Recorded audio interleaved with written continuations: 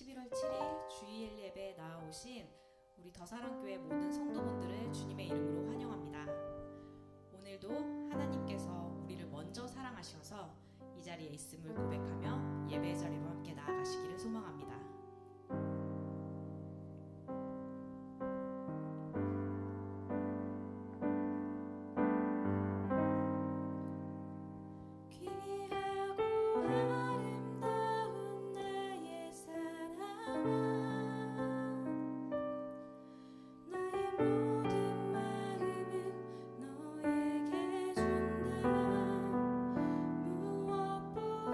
소중한 나의 사랑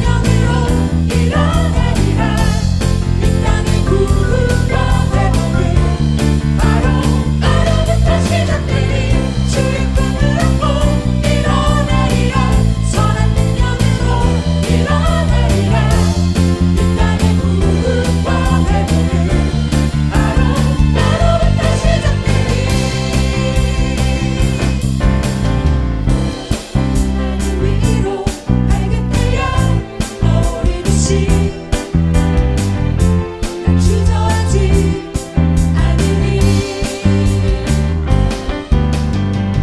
어떤 어려움에도 주의 길을 선택하리. 빛 가운데로 걸으리. 주님의 크게 보는 믿음 가지고 세상에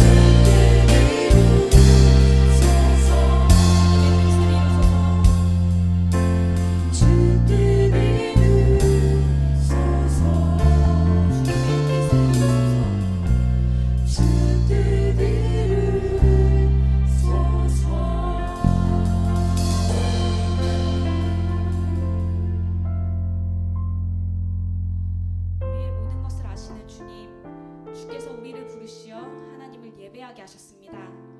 친히 주께서 구원하신 우리에게 주님의 마음을 덧입혀 주시고 주의 마음을 아는 주님의 백성이 되어 살게 하여 주시옵소서. 그런 우리의 예배를 기뻐 받아 주시기를 소망합니다. 이 시간 함께 예배를 위해 기도하시겠습니다. 사랑이 많으신 하나님 아버지,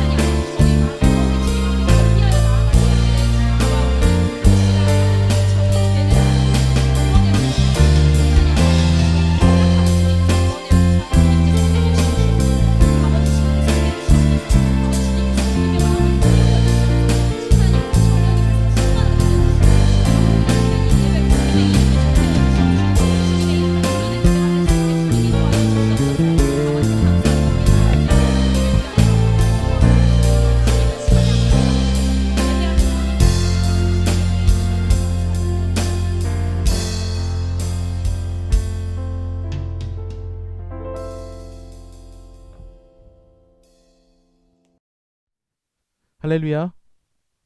우리 이제 사도신경 하심으로 11월 7일 주일 예배를 주님 앞에 드리도록 하겠습니다. 나는 전능하신 아버지 하나님 천지의 창조주를 믿습니다. 나는 그의 유일하신 아들 우리 주 예수 그리스도를 믿습니다. 그는 성령으로 잉태되어 동정녀 마리아에게서 나시고 본디오 빌라도에게 고난을 받아 십자가에 못 박혀 죽으시고 장사된 지 사흘 만에 죽은 자 가운데서 다시 살아나셨으며 하늘에 오르시어 전능하신 아버지 하나님 우편에 앉아 계시다가 거기로부터 살아있는 자와 죽은 자를 심판하러 오십니다. 나는 성령을 믿으며 거룩한 공교회와 성도의 교제와 죄를 용서받는 것과 몸의 부활과 영생을 믿습니다. 아멘.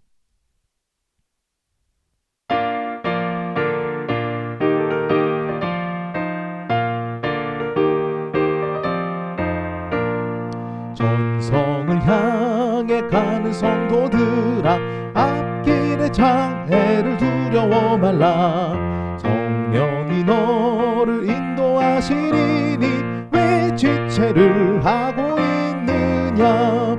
앞으로 앞으로 전성을 향해 나가세. 전성문만 바라고 나가세.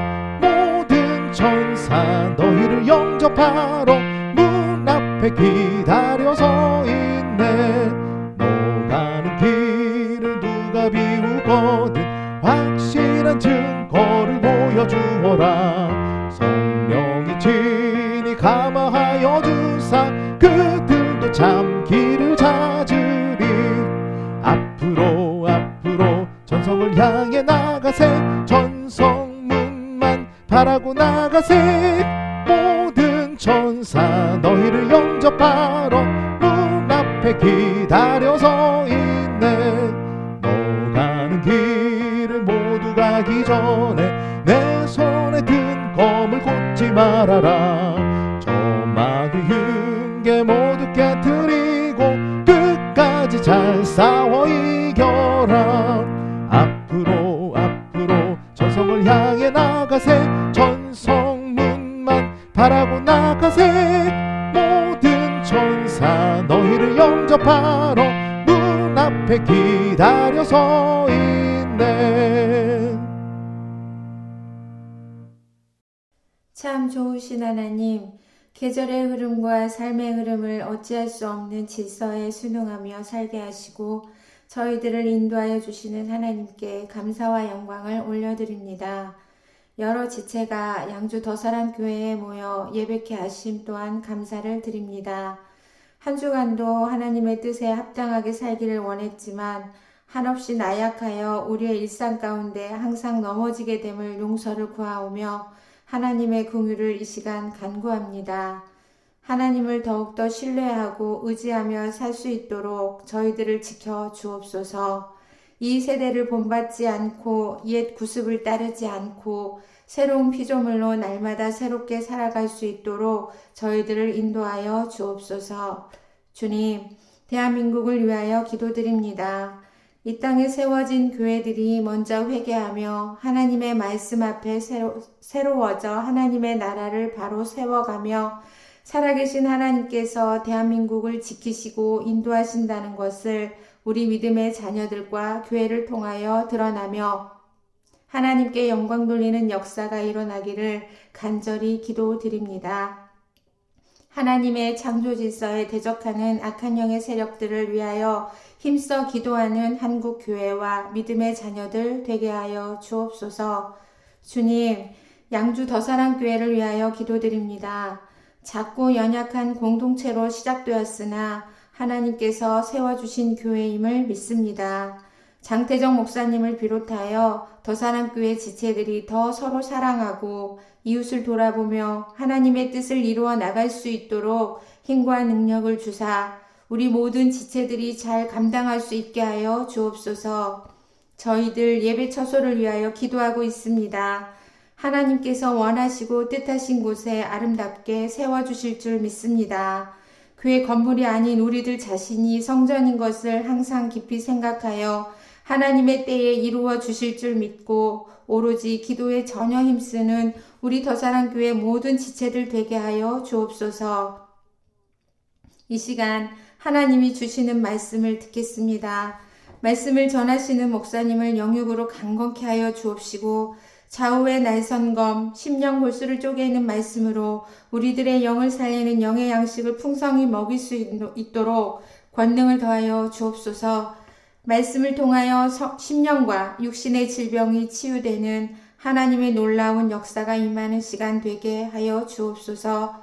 목숨을 아끼지 않으시고 우리를 위하여 죽으시고 부활하신 예수 그리스도의 이름으로 기도드립니다. 아멘.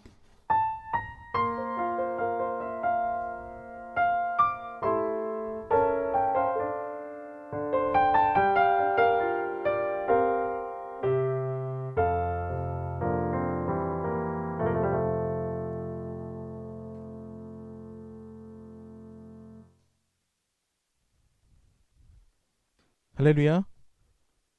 오늘 우리에게 주신 하나님의 말씀은 느헤미야 1장 8절부터 10절까지 말씀입니다. 느헤미야 1장 8절부터 10절까지 말씀입니다. 짧은 절이니까요. 우리 모두 다 같이 한 목소리로 합독하는 시간 갖겠습니다. 느헤미야 1장 8절부터 10절입니다. 다 같이 합독하시겠습니다.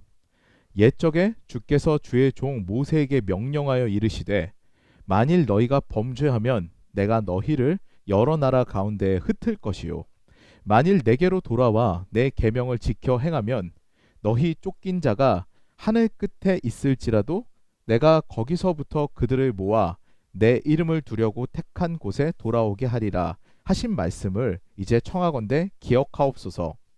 이들은 주께서 일찍이 큰 권능과 강한 손으로 구속하신 주의 종들이요 주의 백성이니이다. 아멘. 오늘 저는 이 말씀으로 우리는 주의 백성이니이다 라는 제목으로 은혜를 나누고자 합니다. 주전 722년에 북이스라엘이 멸망한 이후로 불과 136년이 지난 주전 586년에 남유다도 멸망을 하게 됩니다. 이는 선지자를 통해 하나님께서 여러 번 경고를 하셨죠. 근데 그 말씀을 무시한 결과로 드러난 것입니다. 하나님께서는 이제 모세를 통해서 이스라엘 백성들을 이집트에서 약속의 땅 가나안으로 이제 인도를 하셨지만 이제는 약속의 땅 가나안으로 입성을 했는데도 그 땅에서 흩어버리시는 그런 무서운 일을 행하셨어요. 이스라엘을 정벌한 나라는 느부갓네살이 통치하고 있었던 바벨론입니다. 근데 그 당시 바벨론은 타민족에 대한 이주 정책을 썼는데요. 그것은 반란을 막기 위해서 그래서 지도자적인 인물들을 바벨론으로 데려오는 정책이 바로 그 이주 정책입니다. 이에 남유다의 왕족과 그런 엘리트 계층들이 전부 바벨론으로 옮겨지게 됩니다. 그래서 힘이 없는 인물들만 이제 유다에 남게 되죠. 우리가 성경에서 볼 수 있었던, 그리고 지금 보고 있는 다니엘, 그리고 에스겔, 하나냐, 미사엘, 아사랴와 같은 왕족이나 엘리트 계층들이 전부 그때 바벨론으로 다 끌려갑니다. 나라가 멸망했어도 인물이 좀 있어야지 나중에 재건할 수 있는 희망이 있잖아요. 그런데 그 소망과 희망들이 모두 사그라져 버리는 그런 이 이주 정책을 씀으로써 그런 상황이 된 것이죠. 아이러니하게도 이 절망적인 상황을 남유다 백성들은 이미 다 알고 있었습니다. 아니, 사실 애써 무시했다고 봐야 되는 거죠. 선지자 예레미야를 통해서 하나님께서는 말씀하셨습니다. 너희들이 범죄하여서, 예레미야가 얘기한 거죠. 너희들이 범죄하여서 이제 하나님의 회초리를 피할 수는 없다. 그러니까 이제 겸비되고 겸허하여서 하나님의 말씀으로 돌아가서 이제는 다시 회개하여서 주님 앞으로 나아와라, 이런 메시지를 계속 던졌거든요. 이 진리의 메시지가 계속 예레미야를 통해서 선포가 되었지만 유다의 지도자들과 백성들은 이것을 모두 무시해버립니다. 달콤한 말을 했던 그런 거짓 선지자들의 말을 따라가죠. 사실 이 메시지를 시대적으로 받아들이기는 굉장히 어려웠을 것 같은 생각이 듭니다. 왜냐하면은 우리가 기도하면 하나님께서 응답하십니다. 이 재앙들은 곧 물러갈 겁니다. 이런 메시지는 너무 달콤하거든요. 우리가 믿고 나아가기 너무 좋아요. 그런데 아무리 기도해도 이미 늦었습니다. 하나님의 벌은 피할 수가 없어요. 그러니까 겸허하게 매를 맞고 회개하면서 하나님의 긍휼을 바라십시다 라는 기도는, 이런 메시지는 정말 듣고 싶지 않은 메시지거든요. 늦었다는 걸 누가 좋아하겠어요. 저는 이제 코로나19 이 시대를 맞이하여서 이 예레미야 메시지가 저한테 너무 강렬하게 다가왔습니다. 누구의 책임 때문에 이런 일이 일어났다라고 인과를 추적하기보다는요, 지금은 그저 하나님께 엎드려야 될 시기다, 그런 메시지를 저는 되게 강하게 제가 듣게 된 거죠. 그런 하나님의 메시지가 저에게 강하게 임했습니다. 여러분, 하나님께서 매를 때리시잖아요. 그러면은 막을 수 있는 자가 있겠습니까? 없습니다. 하나님의 결정은 우리가 터치할 수 없는 부분이에요. 다만 우리는 하나님께서 매를 때리시는 이유가 무엇일까? 과연 성경에서는 어떤 것을 말하고 있는가? 이것을 생각해야 되는 것이죠. 근데 우리가 자녀를 향해서 이제 매를 들 때가 있잖아요. 그때도 우리가 한계를 정해 둡니다. 그래서 몇 대를 때릴 것이냐, 이제 어느 정도 애가 아프게 되면은 그 한계를 넘어서까지 때리게 되면은 그거는 우리가 그냥 훈계를 하는 수준을 넘어가는 것이죠. 이와 같이 하나님께서도 이 정벌의 시간을 이때는 한계를 정해 두셨어요.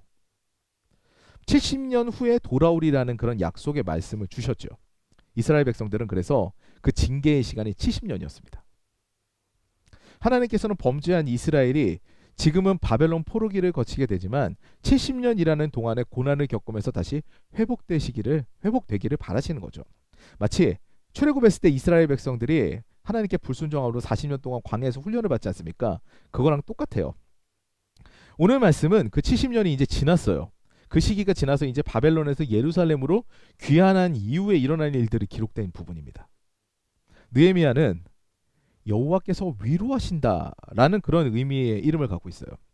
이 이름엔 축약형도 있습니다. 성경에도 기록되어 있죠. 나훔이라는 이름이 이 이름의 축약형이에요. 이름 같은 뜻입니다. 여호와께서 위로하신다요. 하나님께서는 정말 이 느헤미야를 통해서 정말 위로하십니다. 이 느헤미야를 사용하셔서요, 예루살렘의 성벽을 재건하는 일을 하세요. 근데 일단 남유다의 백성들이 예루살렘으로 귀환을 하긴 했는데, 근데 문제가 되게 심각했거든요. 진정 브레인들, 그러니까 엘리트들은 다 바벨론에 남아서 관리를 하고 있었어요. 고급 관리가 됐었죠. 바벨론과 페르시아의 관리로 남습니다. 다니엘도 그랬고요. 느헤미야도 사실은 그런 부류였습니다. 게다가 예루살렘은 철저하게 파괴가 돼서 완전히 폐허만 남았어요. 다시 도시가 건설되기에는 많은 도움이 필요했습니다. 그러니까 돌아간 것만이 능사가 아니었던 거예요. 이것은 우리에게 또 하나의 깨달음을 주지요. 바로 하나님께서 회개해 주실 기회를 주실 때 그때 그 즉시 돌아서는 것이 되게 중요하다는 거예요. 그때를 놓치면 많이 돌아가야 됩니다. 포로 생활을 마치고 내 나라를 찾게 된 거잖아요, 이스라엘이. 근데 내 나라는 예전의 내 나라가 아닌 거예요. 재건의 시간이 너무 필요한 거죠. 우리도 마찬가지입니다. 신앙이 무너지게 되면은 다시 세우기가 쉽지가 않아요. 여러분, 제가 솔직하게 여러분께 한번 물어보겠습니다. 경건의 삶에서 벗어났다가 다시 그 자리를, 그리고 그 시간을 지켜서 그 경건의 시간을 지키기가 쉬우시던가요? 어렵죠. 저 역시 마찬가지입니다. 삶의 고난과 역경을 경험해가지고 다시 그 시간이 너무 절실해지면 그 자리로 찾아가게 되는데요. 그 시간을 찾고 그 자리를 찾는 건 정말 이를 악물어야 됩니다. 지금 코로나 시기도 마찬가지가 될 거예요. 예배를 다시 세우는 거, 우리가 그 시절로 다시 돌아가는 것을 지금 꿈꾸고 있지만 막상 성전을 세우고 예배를 세운다는 것들은 엄두가 안 나는 일로 보여질 때가 있습니다. 지금 이런 상황에서 오늘 본문은 우리에게 시사점을 주는 것이죠. 폐허가 된 예루살렘, 그 가운데 헌신자로 선 느헤미야, 그리고 귀환한 남유다의 백성들, 그리고 하나님, 이 모든 장소와 주인공들, 그리고 하나님의 역사심 가운데서 우리는 우리의 삶을 돌아봐야 되는 것입니다. 돌아볼 수가 있는 그런 힌트를 얻을 수가 있는 것이죠. 저는 오늘 여러분과 함께 본문 말씀을 살펴보면서 왜 하나님께서는 남유다를 징벌하셨으며 그리고 그들은 어떻게 귀환하게 되었고 그 이후에는 어떤 삶을 살아야 되는지에 대해서 살펴보고자 합니다. 첫 번째로, 은혜를 저버리면 흩어집니다. 다시 한번 얘기하겠습니다. 은혜를 저버리면 흩어집니다. 네, 8절 말씀 보겠습니다. 옛적에 주께서 주의 종 모세에게 명령하여 이르시되 만일 너희가 범죄하면 내가 너희를 여러 나라 가운데 흩을 것이요. 만일 너희가 범죄하면, 이 부분이 중요하죠. 이 말씀을 보면요, 주님께서 이스라엘 백성을 나라 잃은 백성, 근거지를 없는 자들로 흩어버리신 이유가 분명하게 드러납니다. 범죄하면, 이 단어에 주목해야 됩니다. 이 단어는 히브리어로 마알이라고 합니다. 근데 이 뜻은 불충성하다, 불순종하다, 그리고 배은망덕하게 행동하다. 이게 되게 중요합니다. 쉽게 얘기해서 은혜를 저버리다 정도로 이해하시면 됩니다. 의리가 없다, 이런 말이죠. 예전에 어떤 교회에서 담임 목사님이 이런 말씀을 하시는 걸 제가 들은 적이 있습니다. 청소년 사역자가 이제 새벽 예배를 인도하게 됐어요. 그런 상황이 됐습니다. 그때 청소년들한테 이야기하는 거죠. 너희들이 신앙은 없어도 의리는 있어야 된다. 너희 전도사님이 새벽에 말씀 증거하는데 너희 부서가 빠지면 되겠니? 뭐 물론 사실 다 동의할 수 있는 이야기는 아니에요. 신앙이 있어야죠. 그런데 이 이야기는 제게 한 가지 통찰을 줬습니다. 의리가 정말 중요하구나. 이게 되게 중요하구나 라는 것을 깨달았습니다. 재미있게도 그 청소년 부서에서는요, 거의 대부분의 학생들이 새벽 예배를 참석했다고 해요. 그 부서와 전도사님과의 관계가 끈끈했거든요. 이 청소년들이 의리를 지킨 거죠. 이 관계가 끈끈하게 되면 그 은혜를 저버리지 않습니다. 의리를 지키게 됩니다. 저는 이 생각을 갖게 된 겁니다. 근데 오늘 말씀을 보면 우리 주님께서 이 의리를 우리에게 요구하십니다. 나 너희들의 하나님인데 내가 그렇게 은혜를 베풀었는데 너희는 그 은혜를 모르는 자가 되면 되겠니? 이 이야기를 하시는 거죠. 우리가 예배를 드리고 주님을 찾고 우리 인생의 주인으로 하나님을 모시는 일은 사실은 당연한 일입니다. 주님께서는 우리를 위해 생명도 아끼지 않고 주시는 하나님이시거든요. 지금도 우리를 눈동자같이 지키시고 우리에게 좋은 것 주시는 분이 바로 하나님이십니다. 그 하나님을 믿는 것이 우리 인생의 복이라면은, 정말 그 은혜를 우리가 깨닫고 있다면 우리는 그 주님을 인생의 최우선으로 모셔야 되는 것이죠. 이게 당연한 일입니다. 그런데 이스라엘이 그 은혜를 경험했는데도 불구하고 그 의리를 저버렸다는 겁니다. 배은망덕한 행위를 했다는 얘기예요. 그래서 그들은 근거지가 없는 떠돌이 인생으로 전락하게 됩니다. 우리 역시 하나님에 대한 의리를 지켜야 됩니다. 그 은혜를 잊어버리는 배은망덕한 인생이 되면 안 되는 것이죠. 그리고 우리가 여기서 또 하나 짚고 넘어가야 되는 사실이 있습니다. 은혜를 기억하는 인생은요, 이거 중요합니다. 다른 이들과의 관계에도 민감합니다. 단순히 하나님과의 관계만이 문제가 아니라는 것입니다. 오늘 이 말씀을 여러분 마음 가운데 새기시면서 그러면서 사시기를 주님의 이름으로 축원합니다. 모든 관계의 회복은 하나님과의 관계 회복에서 시작이 됩니다. 그리고 관계의 무너짐은요, 하나님과의 관계가 무너지는 것부터 시작이 되지만 그것은 그것으로만 끝나지 않습니다. 이게 중요해요. 나의 인생의 모든 관계가 무너져 버립니다. 하나님과의 관계가 무너지게 되면요, 다른 관계들도 온전하기가 쉽지가 않아요. 하나님의 은혜를 아는 사람들은 다른 사람의 은혜를 가볍게 여기지 않거든요. 그렇기 때문에 관계가 계속해서 풍성해집니다. 이거 중요합니다. 하나님께서는 하나님과의 관계에만 민감하고 다른 은혜는 버려도 된다라고 말씀하신 적이 결코 없습니다. 오히려 예수께서는 이 땅에 오셔서요, 하나님을 사랑하고 내 이웃을 너의 몸같이 사랑하라 라고 말씀하셨습니다. 이는 하나님의 계명이거든요. 우리가 이웃의 은혜를 저버리는 것도 범죄입니다. 그것은 우리 관계의 흩어짐으로 증명이 됩니다. 제가 상담대학원에서 수업을 들었을 때 교수님께서 이런 말씀하셨어요. L집사님과 K집사님 이야기를 하셨죠. 네.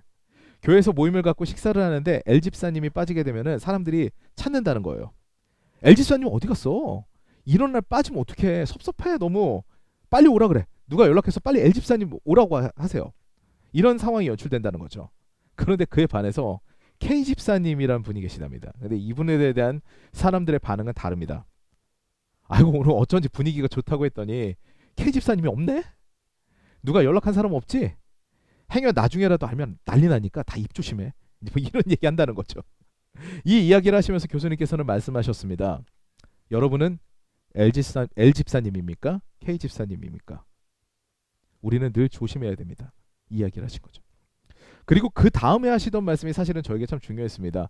L 집사님이 다 되고 싶지 K 집사님이 되고 싶은 사람은 없잖아요. 근데 뭐 저는 당연히 L 집사님이 되려고 생각을 했고 그 마음을 갖고 있다고 생각했는데 그 다음 교수님의 말씀은 제 가슴을 치는 말씀이 됐어요. 이렇게 말씀하셨습니다. 만약 여러분이 밖에서는 L 집사님 대우를 받더라도 집에서는 어때요? 이 이야기가 저한테 꽂힌 거죠. 특히 여기서부터 시험 드시지 마시기 바랍니다. 남편분들, 아버지 되는 분들, 이게 저한테는 꽂혔습니다.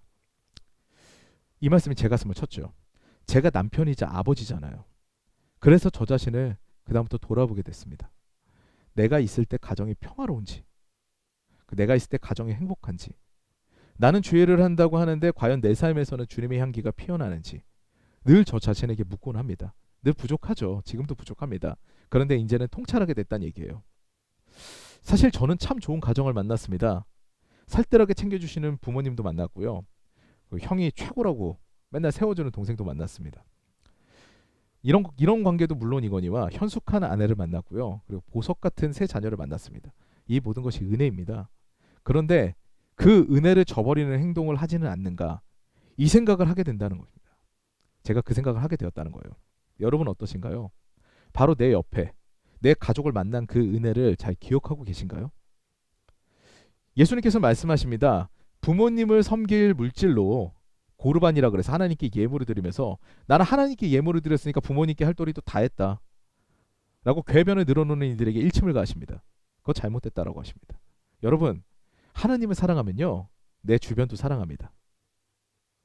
주님께 사랑을 받으면요, 내 주변에도 사랑받는 사람이 됩니다. 내 주변에서도 사랑받는 사람이 돼요. 이것이 관계 가운데 진리입니다. 어느 것 하나 놓쳐서는 안 되는 부분입니다. 이것에서 실패하면요, 관계의 흩어짐을 만나게 됩니다. 오늘 말씀으로 마음을 새롭게 함으로 변화를 받아 하나님과의 관계에서도, 가족과의 관계에서도 사랑을 실천하시고 사랑을 받는 더 사랑 가족 여러분 되시기를 주님의 이름으로 축원합니다. 자, 이제 두 번째입니다. 책임지는 신앙은 관계를 회복시킵니다. 다시 한번 읽겠습니다. 책임지는 신앙은 관계를 회복시킵니다. 9절 말씀 보이겠습니다. 만일 내게로 돌아와 내 계명을 지켜 행하면 너희 쫓긴 자가 하늘 끝에 있을지라도 내가 거기서부터 그들을 모아 내 이름을 두려고 택한 곳에 돌아오게 하리라 하신 말씀을 이제 청하건대 기억하옵소서. 이 9절 말씀은 느헤미야의 기도입니다. 여기서 우리 책임 소재를 한번 찾아보겠습니다. 누가 범죄했습니까? 느헤미야입니까? 아닙니다. 느헤미야의 조상 이스라엘 백성들이에요. 느헤미야는 이 범죄를 저질렀다고 볼 수 있는 근거가 없습니다. 그런데 누가 회복을 위해 간구합니까? 느헤미야입니다. 심지어 느헤미야는 페르시아 왕의 신임받는 관리로 굉장히 유복한 삶을 살고 있는 자였어요. 그런데 그는 민족을 위해 금식하면서 기도합니다. 민족을 흩으셨던 하나님께 하나님, 우리 민족이 다시 모여서 회복함을 경험하고 싶습니다라고 그런 막 기도를 진심으로 간구하는 사람이 바로 느헤미야예요. 4절 말씀부터 7절 말씀까지 한번 읽겠습니다. 내가 이 말을 듣고 앉아서 울고 수일 동안 슬퍼하며 하늘의 하나님 앞에 금식하며 기도하여 이르되 하늘의 하나님 여호와 크고 두려우신 하나님이여 주를 사랑하고 주의 계명을 지키는 자에게 언약을 지키시며 긍휼을 베푸시는 주여 간구하나이다. 굉장히 슬퍼하면서 느헤미야가 기도하는 거죠. 계속 읽겠습니다. 이제 종이 주의 종들인 이스라엘 자손을 위하여 주야로 기도하오며 우리 이스라엘 자손이 주께 범죄한 죄들을 자복하오니 주는 귀를 기울이시며 눈을 여시사 종의 기도를 들으시옵소서. 나와 내 아버지의 집이 범죄하여, 계속 읽겠습니다. 주를 향하여 크게 악을 행하여 주께서 주의 종 모세에게 명령하신 계명과 율례와 규례를 지키지 아니하였나이다. 자복하다의 사전적 의미는 자백하고 복종한답니다. 내가 너무 잘못했으니까 이제는 당신의 뜻을 따르겠습니다 하는 게 자복하다예요. 근데 오늘 본문에 쓰인 죄를 자복하다라는 그 뜻의 히브리어는요, 하타야다라고 하는데요. 이 역시 죄를 고백하다, 죄를 회개하다의 의미입니다. 느헤미야의 죄로 보여지지는 않아요. 그 근거는 없어요. 그런데 느헤미야는 민족의 죄를 자신이 대신 고백합니다. 제가 잘못했습니다. 그래요. 6절 말미에 보면 더 정확하게 나와요. 나와 내 아버지의 집이 범죄하여, 히브리어로 분명하게 아니카, 즉 내가, 내가 잘못했습니다라고 느헤미야는 이야기를 합니다. 하나님, 저들이 잘못했습니다. 근데 용서해 주세요. 제가 간구합니다. 이게 아니에요. 하나님, 제가 잘못했습니다. 우리 민족이 잘못했습니다. 저랑 민족은 똑같습니다. 모세의 기도와 비슷하지 않습니까? 잘못했습니다. 용서해 주세요. 저들의 죄를 용서해 주시옵소서. 저들의 죄를 내가 지겠습니다. 예수님의 기도도 비슷합니다. 관계 가운데 문제는 앞서 말씀드린 대로 배은망덕함, 즉 은혜를 저버리는 데서 시작을 합니다. 그런데 관계 회복을 막는 것은요, 회개하지 않아서예요. 네. 특히 책임지지 않아서입니다. 우린 착각하지 말아야 됩니다. 책임 소재를 따지고 시시비비를 가리는 것이 관계 회복을 가져온다고 생각하지만요, 그건 관계 회복을 가져오지 않습니다. 시시비비를 가리다가 시비가 붙습니다. 이게 삶이에요.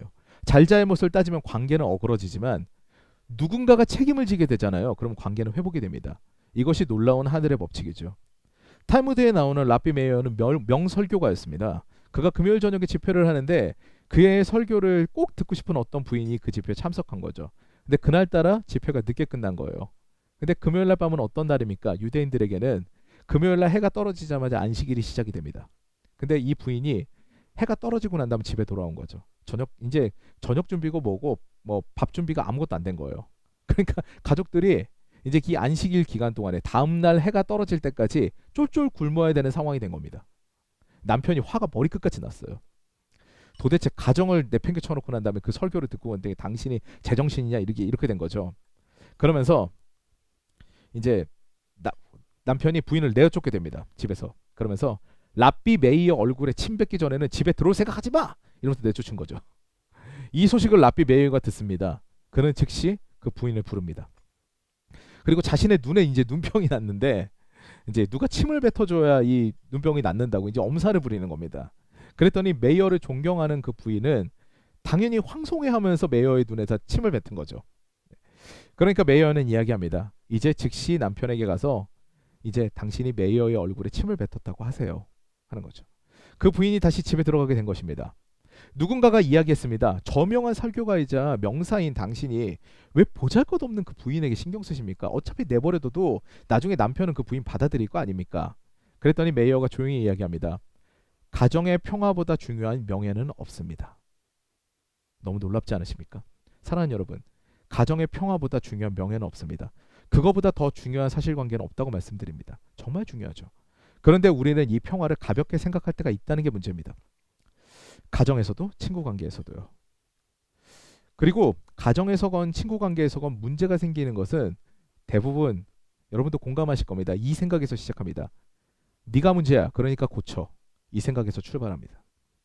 내 생각대로 다른 사람을 좌지우지 하려다 보니까 갈등이 생기는 겁니다. 내가 책임지려고 하는 게 아니라 책임을 전가시키는 거죠. 제가 성지순례를 다녀왔을 때 저는 이스라엘인 아버지와 아들의 인상적인 대화법을 본 적이 있습니다. 제가 말을 알아들을 수는 없으니까요. 그냥 옆에서 상황만 봤는데요. 아버지와 아들이 대화를 하다 갈등이 생깁니다. 아마도 그 상황을 보고 손가락질을 봤을 때 아들이 아버지한테 뭔가를 사달라고 얘기를 한 것 같아요. 근데 아버지는 지금 상황이 안 된다고 이야기를 하는 것 같았습니다. 확실하진 않아요. 그런데 거기서 인상적인 일이 일어납니다. 아들하고 계속 갈등이 생기니까 갑자기 아버지가 그 아들 앞에서 반무릎을 꿇습니다. 그리고 눈을 마주치고 손을 잡아요. 그리고 뭔가를 이야기를 합니다. 그러는 다음에 아들하고 좀 한동안 얘기를 하다가 이제 아들이 고개를 끄덕끄덕거립니다. 그리고 이제 손잡고 갔어요. 무슨 대화가 오갔는지는 모르겠습니다만 어린 아들에게 눈높이를 맞춰서 내가 반무릎을 꿇고 이야기를 한 것이 참 의미 있는 행동으로 보였습니다. 제게는 막내 아들이 있는데요. 저희 막내가 4살 때 이제 막 대화를 하기 시작했죠. 그러다가 제가 막내한테 물어봤습니다. 어린이집에서 친구가 누구누구 있어? 이렇게 물어보니까 이제 막내가 이야기하는 거죠. 누가 있다고 이제 막 얘기합니다. 그 이야기를 다 들은 이제 제가 장난스럽게 이제 얘기했습니다. 아들, 아빠도 아들 친구지? 성원이 친구잖아. 아빠가 성원이 좋은 친구지? 이제 이렇게 물어봤어요. 그 뒤에 4살짜리 막내의 대답이 저한테는 되게 놀라웠습니다. 인상적이었어요. 갑자기 골똘히 생각합니다. 심각한 표정으로 생각해요. 그러더니 수줍게 아빠는 내 친구지 라는 거죠. 그러더니 이 말을 덧붙입니다. 저는 제 귀를 의심했었습니다. 기분이 좋아. 며칠 전에 제가 막내에게 커서 뭐가 되고 싶냐고 물어봤더니 아빠 친구 하는 거죠. 네. 4살 어린이도 눈높이를 맞춰서 내가 너의 친구가 되고 싶다라고 시그널을 보냈을 때 거기에 반응합니다. 인격적인 만남을 가지려고 하고요. 대화가 시작이 됩니다. 근데 내가 더 많이 알고 내가 더 많이 살았고 내가 대단하니까 넌 이게 맞아. 나한테 맞춰. 이렇게 하게 되면요. 관계는 그다음부터 어그러지는 거예요. 부서집니다. 내가 책임지고 관계를 회복해야 됩니다. 그리고 주님 앞에서도 내가 책임지고 관계를 회복하기를 원합니다. 라는 그리스도인의 마음으로 살아가야 되는 것이 우리의 삶이 되는 것이죠. 그런 마음으로 살아가셔서 주변이 사랑으로 가득 차는 더사랑교회 교우 여러분들 되시기를 바랍니다. 마지막입니다. 마지막 세 번째로 우리는 주님의 백성입니다. 10절 말씀 보시겠습니다. 이들은 주께서 일찍이 큰 권능과 강한 손으로 구속하신 주의 종들이요 주의 백성이니이다. 아멘. 그런데 이 모든 인간관계 가운데서 내가 다 참고 수그리고 책임지는 것이 가능할까요? 나도 자존심이 있고 나도 사람이잖아요. 네. 느헤미야는 어떻게 이런 진심 어린 회개가 가능했을까요? 자기가 저지르지도 않았던 일, 근데 민족의 죄가 나의 죄처럼 느껴지고 지금 이것이 나의 잘못처럼 느껴지고 그래서 내가 강구해야 되는 이 마음이 도대체 왜 어떻게 든 걸까요? 제가 예전에 회복 탄력성에 관한 영상을 본 적이 있습니다. 아무리 다른 사람이 공격적인 언어를 하더라도 이 회복 탄력성이 높잖아요. 그러면은 아무 문제가 되지 않았습니다. 너무 놀라웠어요. 넌 못생겼어. 넌 지저분해. 이런 공격적인 진짜 파괴적인 단어를 이런 어구를 들었는데요. 나도 내가 별로 멋지지 않다고 생각해. 알려줘서 고마워. 고마워. 그리고 네 말 듣고 이제부터는 나 더 자주 씻어야겠어. 이런 상황이 된다는 거죠. 근데 정말로 이런 상황이 일어나는 예를 보는데 놀랍습니다. 어떻게 이런 상황이 될까요? 회복 탄력성은요. 중요합니다. 온전한 가정에서부터 시작이 됩니다. 결국 사랑을 공급받는 곳이 있게 되고 내가 정말 그런 사람이 아니다라는 것을 내가 인지하게 되면 공격적인 언어를 받아도 데미지를 받지 않는다는 거예요. 가정에서 사랑을 받고 늘 격려를 받고 자란 아이는 주변에 크게 신경을 쓰지 않습니다. 마찬가지예요. 주님의 사랑과 은혜를 경험하고 그 테두리 안에 사는 신앙인은 타인의 말에 별로 상처받지 않습니다. 왕의 자녀임을 인식하고 사는데 뭐가 걱정일까요? 우리의 관계의 회복은 결국 하나님의 자녀로 우리의 정체성을 찾는 데서 우리는 주의 백성입니다. 주님의 백성입니다. 이것을 인정하는 데서 마무리가 됩니다. 하나님의 은혜를 저버리고 그분의 손에서 떠났기 때문에 관계에서 어그러진 것이지 우리의 존재 자체가 원래부터 부정하고 타락하고 못된 사람들이 아니었다는 것입니다. 결국 우리는 주님의 백성입니다. 이 은혜를 경험하고 자신의 정체성이 주님의 백성이라는 것을 자각하고 있었던 느헤미야는 민족의 죄가 자신의 죄로 일치가 되는 상황에 대해서 전혀 두려워하지 않습니다. 그걸 부끄러워하지 않아요. 내일처럼 금식하고 기도할 수 있는 그런 인생이 됩니다. 남유다의 백성이 모여서 하나가 되는 데에는 이 느헤미야의 간구가 결정적이었습니다. 느헤미야의 이 기도는 근데 단기간에 끝나지 않아요. 이게 더 놀랍습니다. 성경을 미루어서 계산을 해보면요. 대략 4개월 동안 이렇게 금식하면서 기도를 합니다. 자신의 직접적인 일이 아닌데 막 슬퍼하면서 금식하면서 진심으로 하나님께 토로하는 시간을 4개월간이나 이렇게 중보할 수 있었다는 것이죠. 그 민족의 일을 자신의 일처럼 4개월 동안 중보했다는 거예요. 그러니까 민족이 회복이 됩니다. 느헤미야를 통해서 예루살렘 성벽이 재건이 돼요. 우리는 어떻습니까? 우리가 가정의 회복과 가정의 모임 그리고 이웃 간의 관계 회복을 위해 어떤 행동을 해야 되겠습니까? 우리는 그리스도인으로서 우리는 사랑을 증거하는 삶을 실천하고 중보하는 삶을 과연 살고 있습니까? 이걸 질문해 봐야 되는 거죠. 우리 주님은 사랑을 받고 은혜를 받았으면 너희가 그 은혜와 사랑을 경험한 자답게 행해라 라고 이렇게 말씀하십니다. 그렇게 살아라 라고 말씀하세요. 그것이 그리스도인의 삶이다 라고 정확하게 말씀을 통해서 우리에게 이야기하고 계시는 겁니다. 사랑하는 여러분, 이제 말씀을 정리하겠습니다. 주님의 은혜와 사랑을 받고 살아서 이 자리에 있는데 그 은혜를 저버리게 되잖아요. 그러면 우리의 관계는요, 하나님과의 관계뿐만 아니라 정말 모든 관계 가운데서 흩어짐을 경험하게 됩니다. 이제 다시 모여야 되는데 그 모임은 온전하게 회개하고 돌아서는 자들에게만 임합니다. 그리고 그 모든 책임을 자신이 지려하는 예수 그리스도의 삶을 따라가는 그런 진정한 그리스도인들로 인해서 온전한 회복이 되게 되죠. 이는 가정에서도 사회에서도 마찬가지입니다. 제가 잘못했습니다. 제가 더 열심히 하겠습니다. 이 마음과 중보하는 그런 삶이 가정을 살리고 이웃을 살리고 사회를 살리게 됩니다. 예수님의 마음이죠. 아무런 잘못도 없이 십자가를 지시고 죄도 없는 분이 생명을 주셨던 그 이유가 무엇일까요? 사랑하시기 때문이거든요. 그 사랑이 있기 때문입니다. 사랑 그 자체시기 때문이에요. 우리도 마찬가지입니다. 사랑하면 책임질 수 있습니다. 사랑하면은 그 은혜를 알고 있고 그 은혜와 사랑을 경험하게 되면은요. 그러면은 그것이 내 일이 될 수가 있어요. 그 은혜와 사랑을 경험하면 무엇 하나 아끼지 않습니다. 아깝지도 않아요. 우리 오늘도 주님의 크신 은혜와 사랑을 경험한 자답게 그 깊은 사랑과 은혜를 가정과 이웃과 사회와 교회에 베풀며 사시는 그런 더 사랑 가족 여러분 되시기를 주님의 이름으로 축원합니다.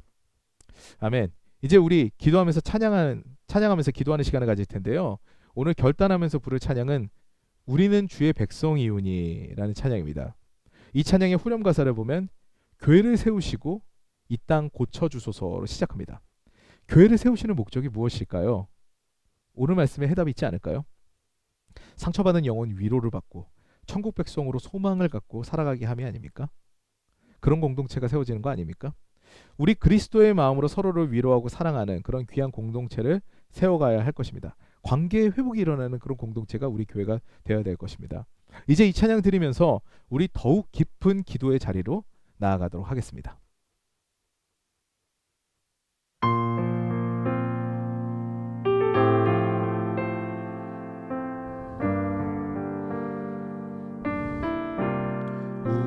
우리는 주의 백성이오니 주의 그 이름 선포합니다. 이곳 어두운 세상에 빛으로 부르셨네. 주의 얼굴 구할 때 역사하소서.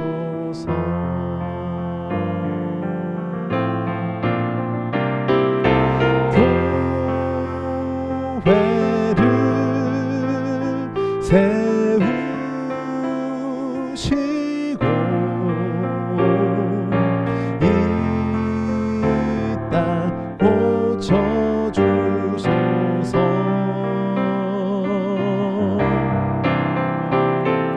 주님 나라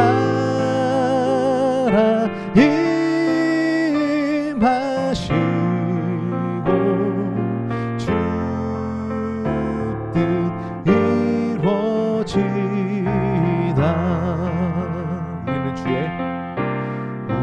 우리는 주의 백성이오니 아멘. 주의 그 큰 이름 선포합니다.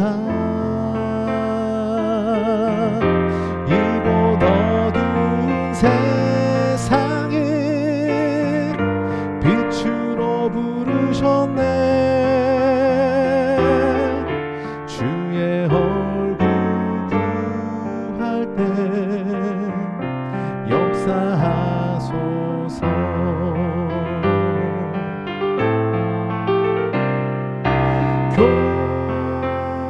교회를 세우시고 이 땅 고쳐주소서.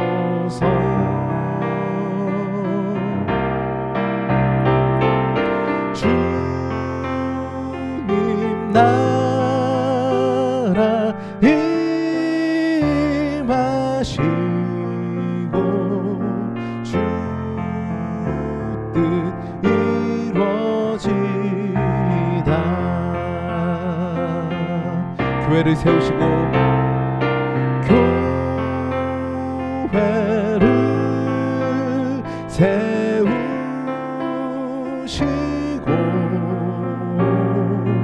이 땅 고쳐주소서.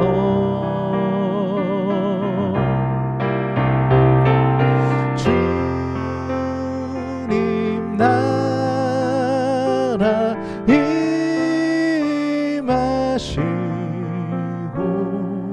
주 뜻 이루어지다.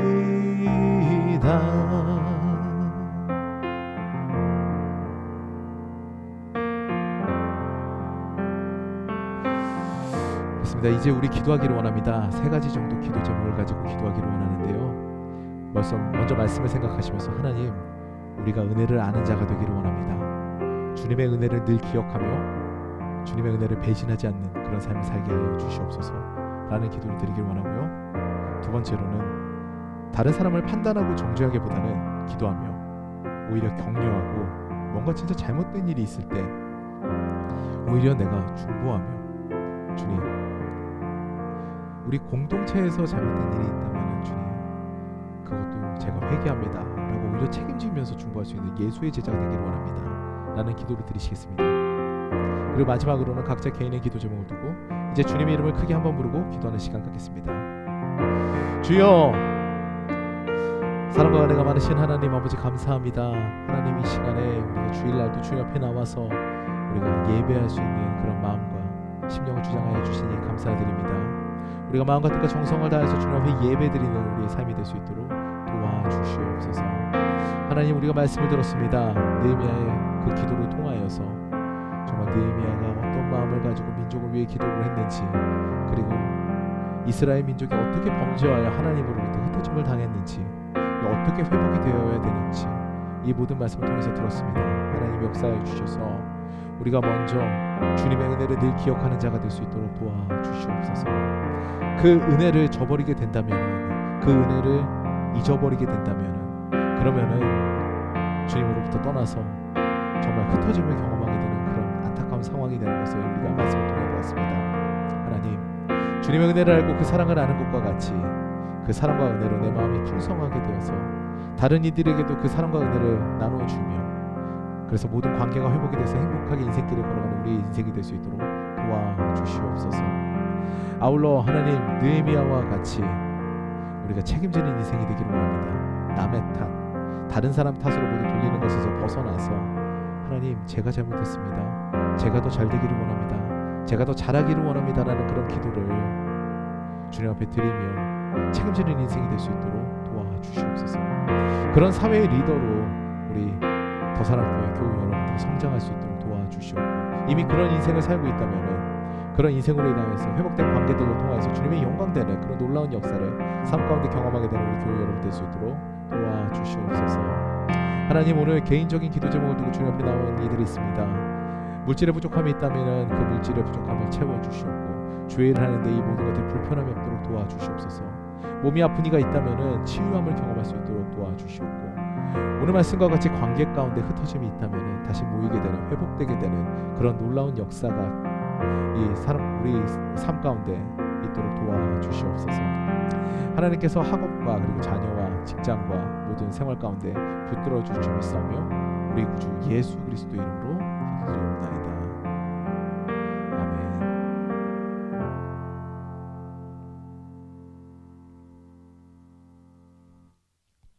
우리 이제 기쁨과 감사한 마음으로 우리 하나님께 찬송가 50장 내게 있는 모든 것을 1절 드리면서 예물 드리는 시간 갖겠습니다.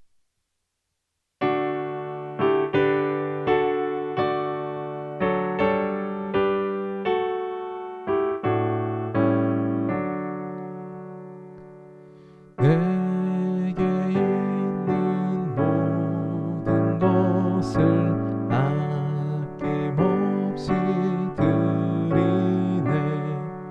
사랑하고 의지하며 주만 따라 살리라. 주께 드리네. 주께 드리네. 사랑하는 구주 앞에 모두 드리네. 아멘.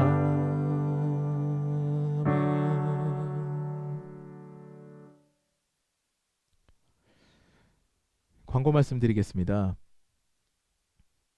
먼저 우리의 예배를 기뻐하시고 함께하신 주님께 모든 감사와 영광을 올려드립니다. 11월 8일 내일부터 감사절 특별 새벽 기도회가 드려집니다. 11월 21일이 추수감사절이지만 특별하게 이번에는 한 주 전에 5일을 기도하려고 합니다. 11월 8일부터 12일까지 5일 동안 진행하려고 하오니 이 기간에 모두 합심하여 새벽 기도회에 주님을 만나 귀한 은혜의 장을 경험하시는 더사랑 가족 여러분 되시기를 바랍니다.